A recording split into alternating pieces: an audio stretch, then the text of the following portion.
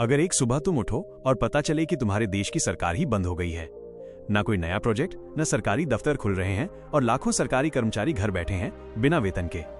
ये सुनकर लगता है जैसे किसी फिल्म की कहानी हो, लेकिन ये हकीकत है और ये हुआ अमेरिका में इस साल 2025 में। हाँ, दुनिया की सबसे ताकतवर सरकार, जिसकी अर्थव्यवस्था पूरी दुनिया को हिलाती है, वही सरकार शटडाउन पर चली गई। आखिर ऐसा क्यों हुआ? क्या अमेरिका टूट रहा है और इस शटडाउन का असर सिर्फ अमेरिका पर है या पूरी दुनिया पर पड़ेगा? आइए आसान भाषा में समझते हैं अमेरिका का 2025 शटडाउन, असली कहानी। अभी जान लेते हैं शटडाउन क्या होता है। गवर्नमेंट शटडाउन सुनने में भारी शब्द लगता है, पर इसका मतलब बहुत सीधा है। अमेरिका में सरकार का बजट हर साल कांग्रेस यानी संसद को पास करना होता है। इस बजट से तय होता है कितना पैसा किस विभाग को मिलेगा, कौन सी नई योजना चलेगी और किन कर्मचारियों को तनख्वाह दी जाएगी। लेकिन जब कांग्रेस और राष्ट्रपति में सहमति नहीं बनती तो बजट पास नहीं हो पाता, और जब बजट रुक जाता है तो फंडिंग रुक जाती है। यानी सरकारी विभागों के पास खर्च करने के लिए पैसा ही नहीं बचता।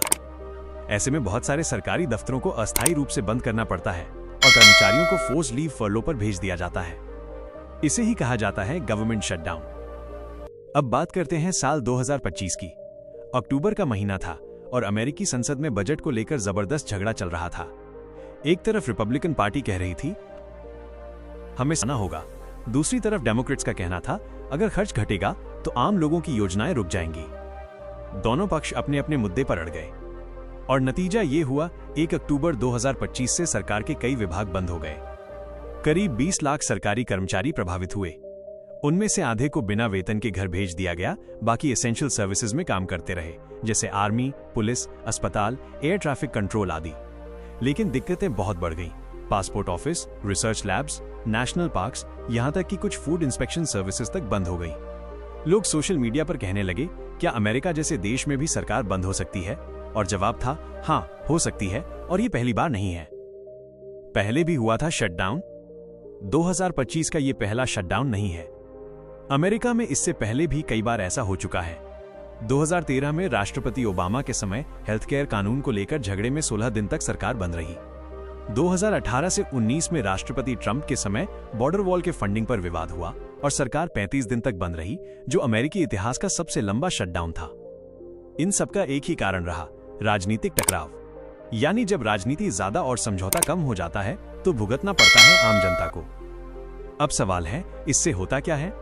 शटडाउन का असर सिर्फ सरकारी कर्मचारियों पर नहीं पड़ता, बल्कि पूरी अर्थव्यवस्था पर पड़ता है। नंबर 1, लाखों लोग वेतन के बिना रह जाते हैं। इससे खर्च कम हो जाता है और मार्केट स्लो पड़ जाती है। नंबर 2, सैलानी जगहें बंद होने से टूरिज्म में नुकसान होता है। नेशनल पार्क्स, म्यूजियम्स और मॉन्यूमेंट्स बंद पड़े रहते हैं। नंबर 3, सरकारी प्रोजेक्ट्स रुक जाते हैं।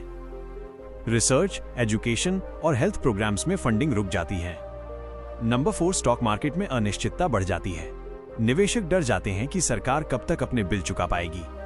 अमेरिका की बड़ी एजेंसी मूडीज ने तो चेतावनी दी है, अगर शटडाउन लंबा चला तो अमेरिका की क्रेडिट रेटिंग गिर सकती है। और जब अमेरिका की रेटिंग गिरेगी तो पूरी दुनिया के बाजार हिल जाएंगे, क्योंकि डॉलर पूरी वैश्विक अर्थव्यवस्था की रीढ़ है। आम अमेरिकन के लिए ये शटडाउन एक बुरा सपना बन गया। कई परिवारों को किराया देने में मुश्किल हुई, कई छोटे व्यापार बंद पड़ गए क्योंकि सरकारी कॉन्ट्रैक्ट्स रुक गए।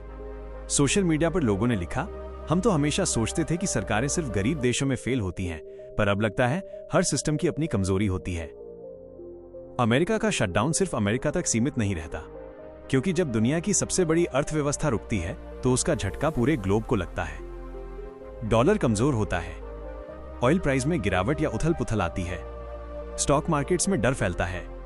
भारत जैसे देशों में भी असर पड़ सकता है, क्योंकि आईटी सर्विसेज, एक्सपोर्ट्स और डॉलर रेमिटेंस सब जुड़ा है अमेरिका से। अब सबसे बड़ा सवाल, क्या अमेरिका का ये शटडाउन लोकतंत्र की कमजोरी दिखाता है?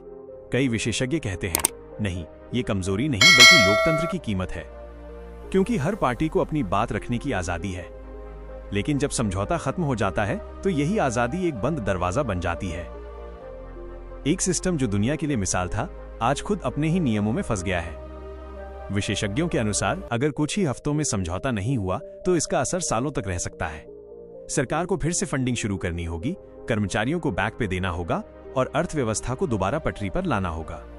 लेकिन सवाल अब भी वही है, क्या ये टकराव खत्म होगा या अमेरिका फिर किसी और शटडाउन की ओर बढ़ेगा?